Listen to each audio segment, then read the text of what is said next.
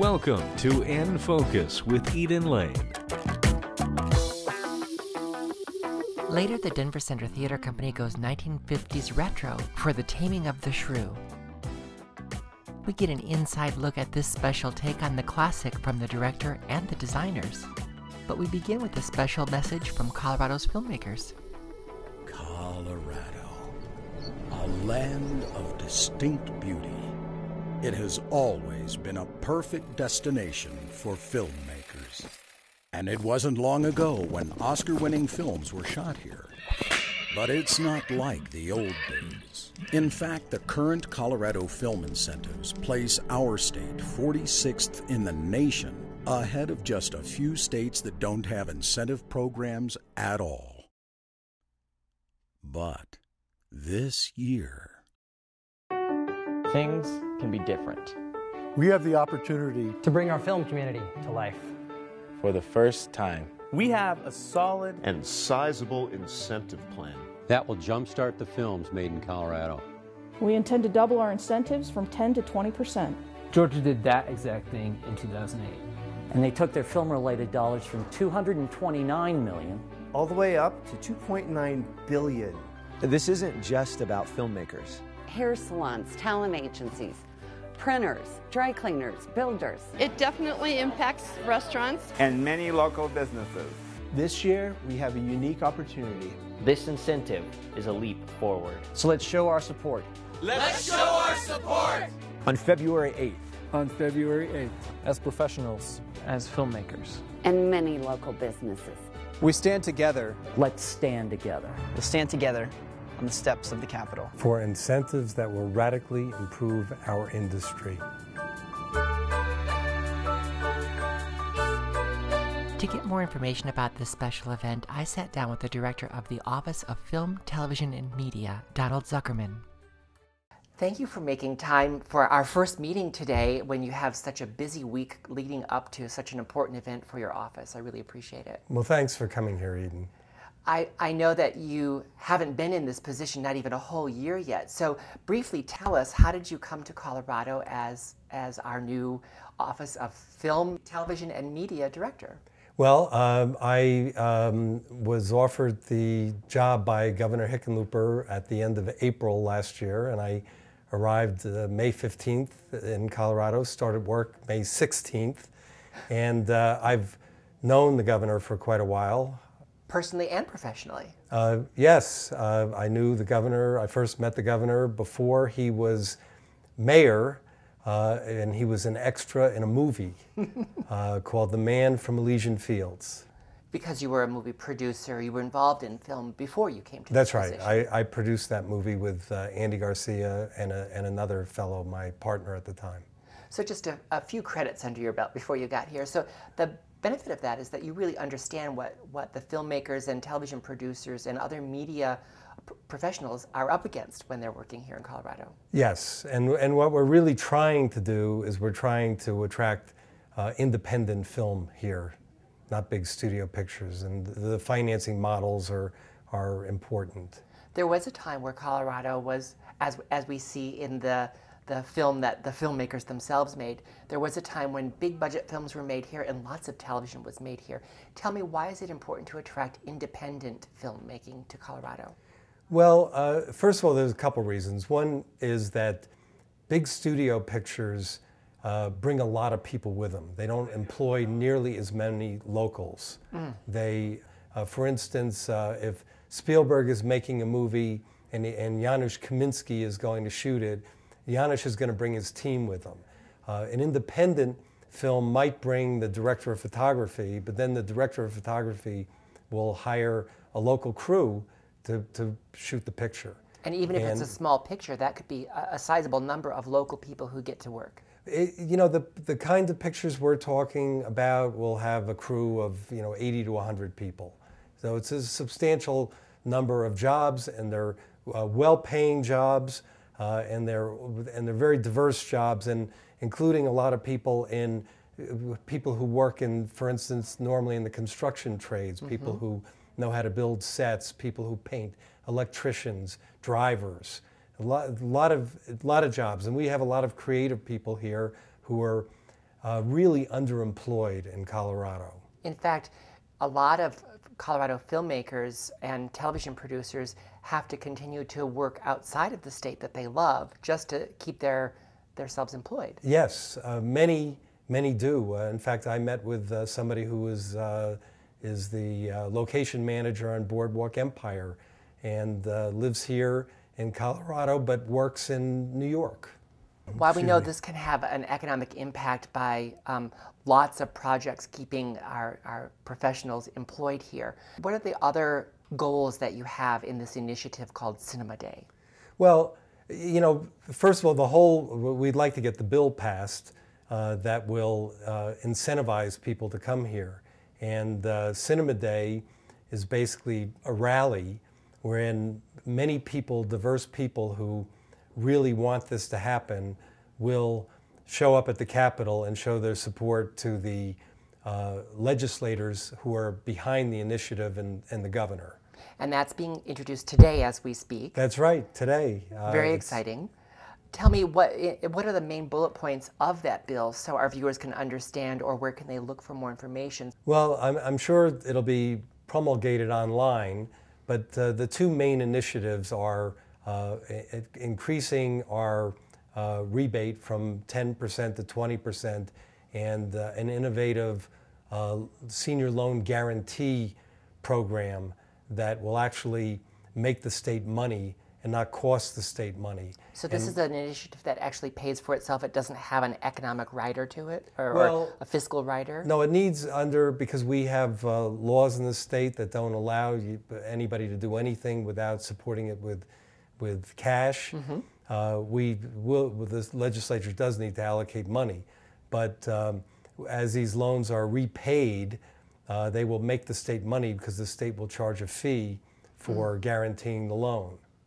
It sounds like it's a fairly straightforward bill. Well, I would hope so. I think it's pretty straightforward, and we have bipartisan support in both houses, and we have. I believe that there were literally 42 legislators who are co-sponsors of the bill out of 100. We already know that the creative sector is the 5th largest employment cluster in our state.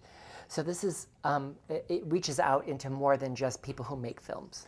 Well, you know, I think that content creation, it's not way more than film. We're talking about content creation. We're talking about games. We're talking about television.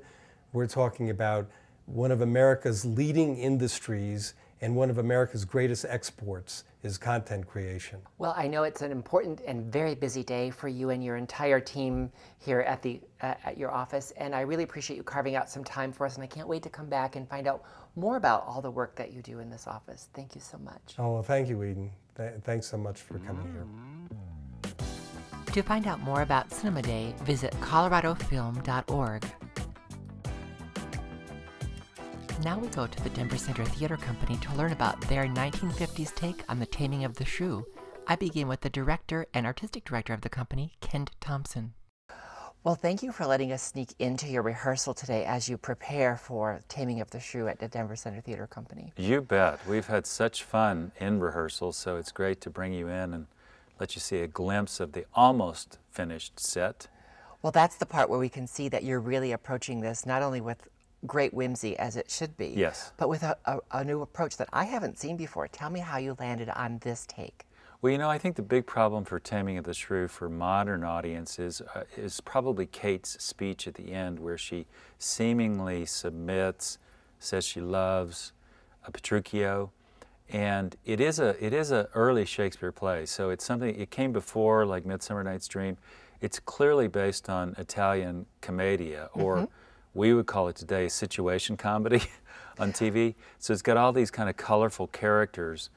I think the really important part about the play, and Shakespeare even has a couple of lines in there about it, is as you're experiencing the play, which is great fun, very physical, lots of comedy, there are several characters talk about, like, who's the real shrew? Is it Kate or is it Petruchio? Because they both seem to be slightly out of control.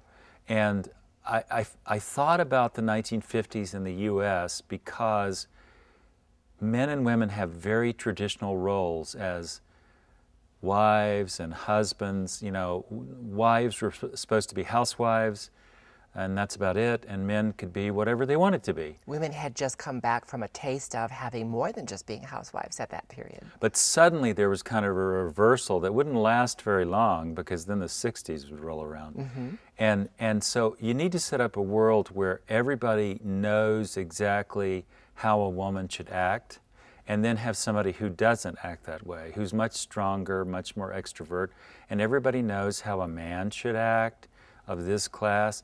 And immediately I thought of, well, if a Texan walks into a Chicago family that's well-to-do, you would immediately have a kind of strange relationship between the two. So that might explain part of the appeal of period pieces, we'll call them, of Mad Men and Pan Am, about that looking back toward that change of gender roles. It is, and you know, we have a great nostalgia for the 50s often. And then we forget some of the things that still hadn't been achieved in the 50s, like the expansion of what a woman could do with her life, the whole gender discussions, feminism. We also hadn't conquered racism. We hadn't conquered a lot of different things in the 50s.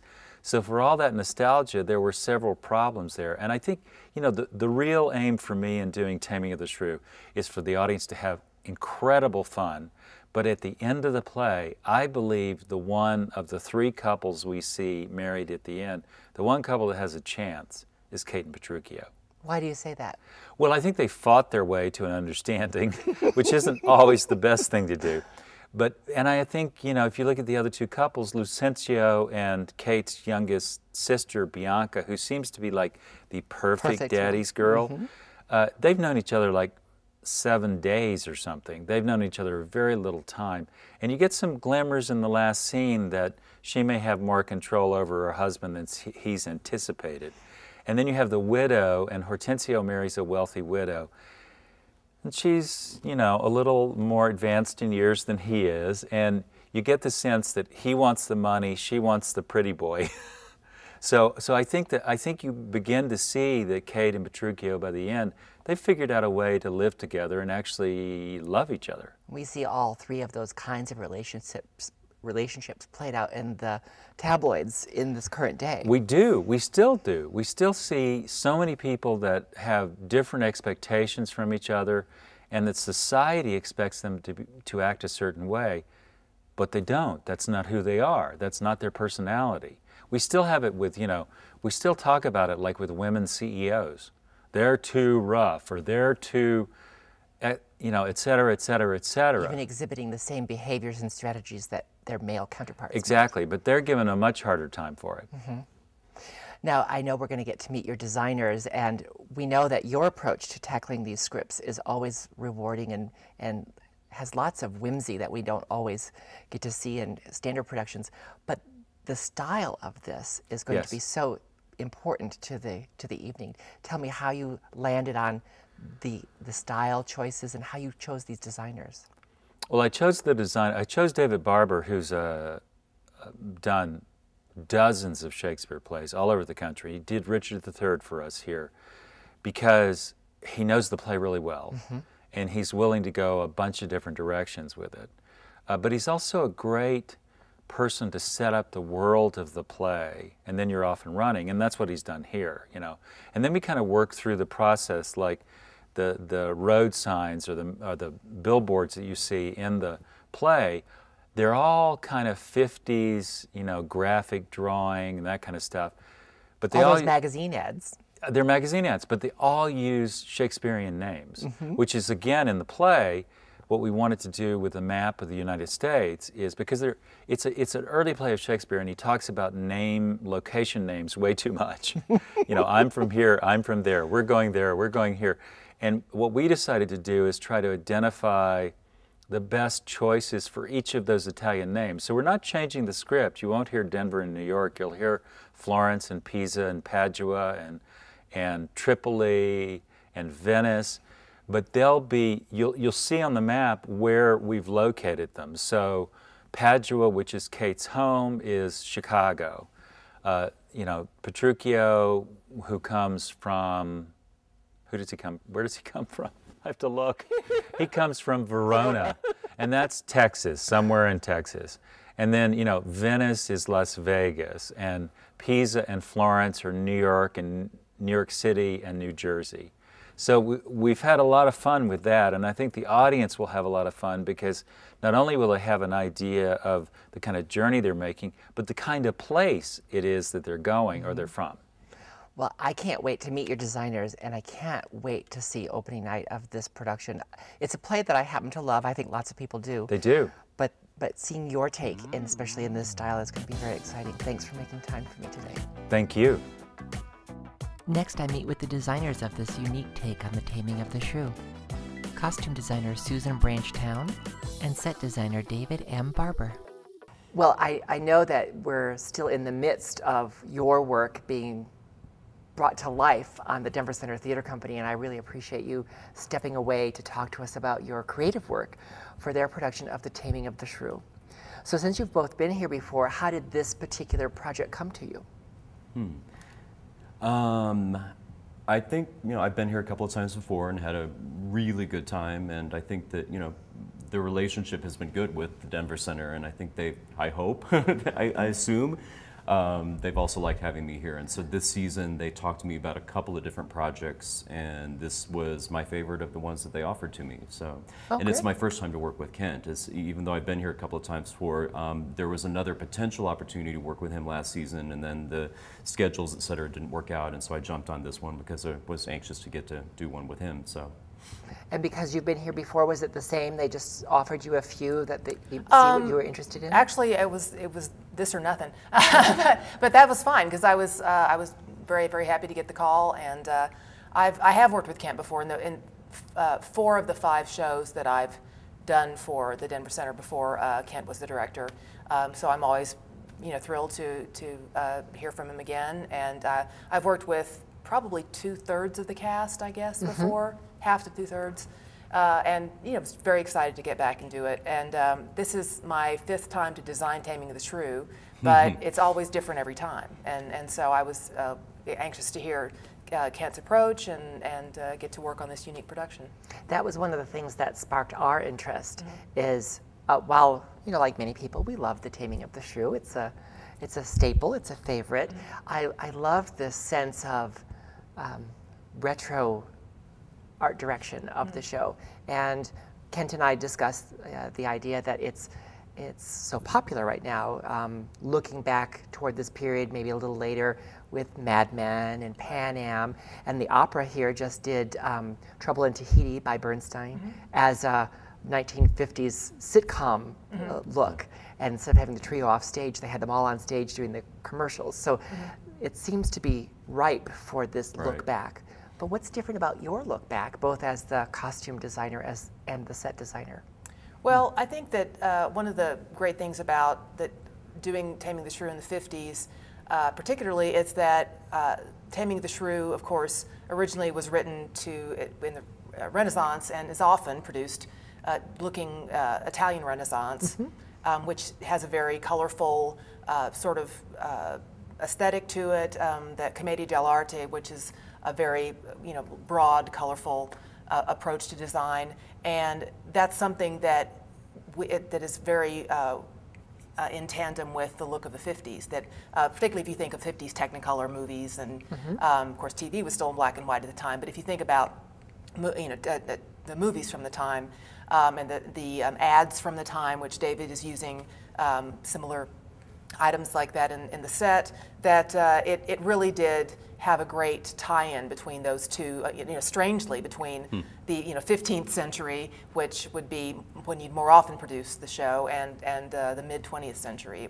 It really worked beautifully together and was inspiring for me as a costume designer to be able to use elements of that color approach and those bold strokes, but in the 50s. And one of the things you sometimes wrestle with in doing Shrew is the sort of unsettling roles of men and women in it compared to what we look at today in terms of men's and women's roles. And the 1950s was an interesting parallel for that as well, because it was a time when, at least in the way we sort of, you know, retroactively sort of think back on it, the idea that there's such a specific social structure, you know, a man's world and a woman's world, and the man's the breadwinner for the family. Even though women had just come off a period where they were able to embrace so many opportunities exactly. because of the war. And what kind of happened in that was that this is almost kind of a backlash period to let's get to this return to normalcy. You know, since we had that little flip-flop in gender roles because of the war. So. And the interesting thing with it was, you know, I heard that we were potentially going to be in the 50s, but Kent and I hadn't initially really talked a lot about it. And I showed up in town we do a design conference where they bring all the designers into town to finally sit around a table and look each other in the eye and say, what are we going to do with this beast? And I was wondering, you know, does Kent want to do it 1950s Italian, or is he thinking more American? And he had very specific ideas about the fact that we were going to essentially Americanize this and put in these really familiar American icons and then transpose the Italian names onto it. On your set, we see all of those Italian places that are mentioned so frequently in the script on the map of the United States. Right. That's so clever. How did that happen? That's a Kent idea, actually. You know, he said, amongst the catchwords that he sort of threw at me, he said, I would really love to see some kind of indication of a map up there so that we immediately identify that Petruchio is technically, you know, from San Antonio. He's a Texan, and that Batista and the girls are from Chicago, and that we started to identify these kind of iconic places and the kind of people that inhabit those places, and that the audience made that connection. And then, you know, from that point, he gave me that, and then I took it to, okay, so what is this map going to look like? Oh, you know, it's clearly going to be one of those, you know, 1950s pictographic maps like you would see on, you know, a roadside restaurant placemat. That's kind of how we took that. That's perfect. That's exactly what it looks like. It does look like a placemat. Yeah. And then, of course, it gives us that road trip feeling because we have those magazine ads turned billboards that you've strewn around the stage. Well, and there's a lot of characters taking road trips in this play. You know, you have when Lucentio first shows up at the beginning of the play, he has just come.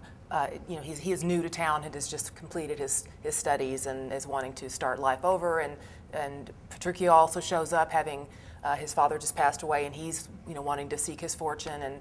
And then when he and Kate get married, and then they go back to Petruchio's house, and it's really fun the idea of being able to see that map and have a reference point of where they're going and coming from. Just seemed like a really fun idea. You mentioned the color palette for costumes from that period, and the color palette of your set, the floor. The first thing I thought of was that is the basement floor of the house I grew up in, and I think it's still there, to be honest with you. How did that color palette, which is that sort of home front turquoise, blue, brown, how did that inform your costumes, or are they completely unrelated? Well, you always want them to be harmonious, but I think that what often happens, and I think in this case, is that you do want the actors, you know, the characters to pop from the background, and so I wanted to make sure that my costumes would do that would stand away from what David was doing with the set while still, you know, making sense as a whole picture.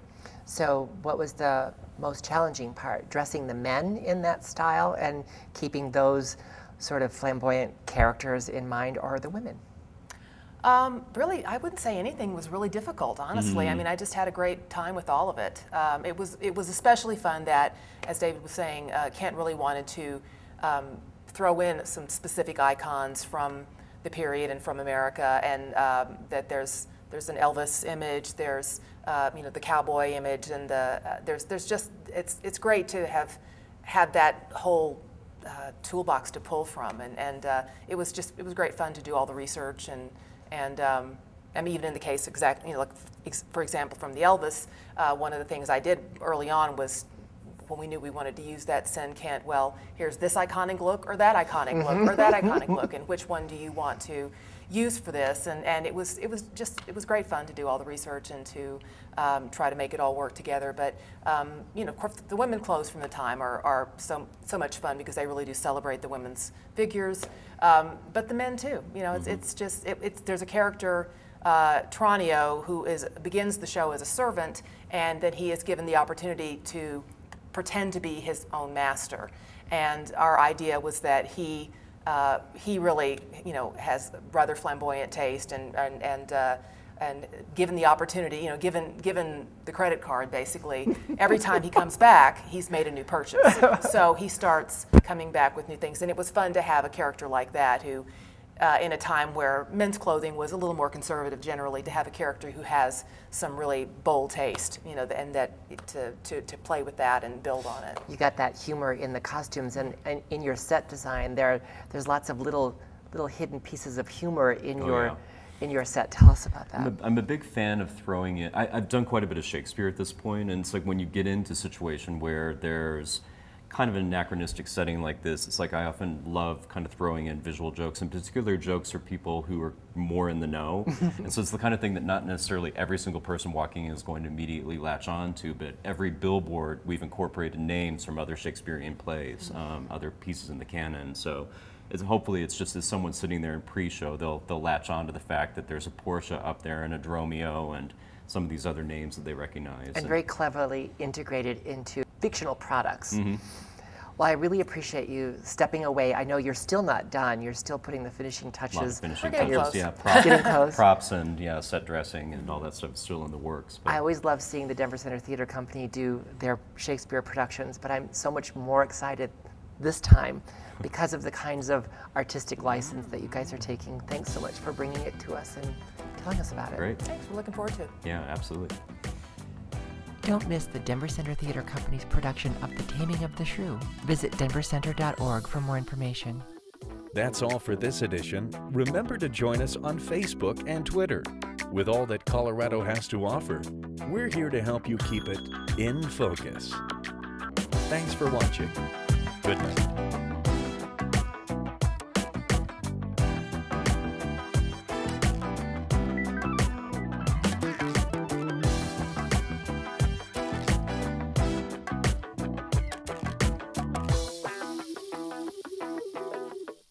Snugglebug.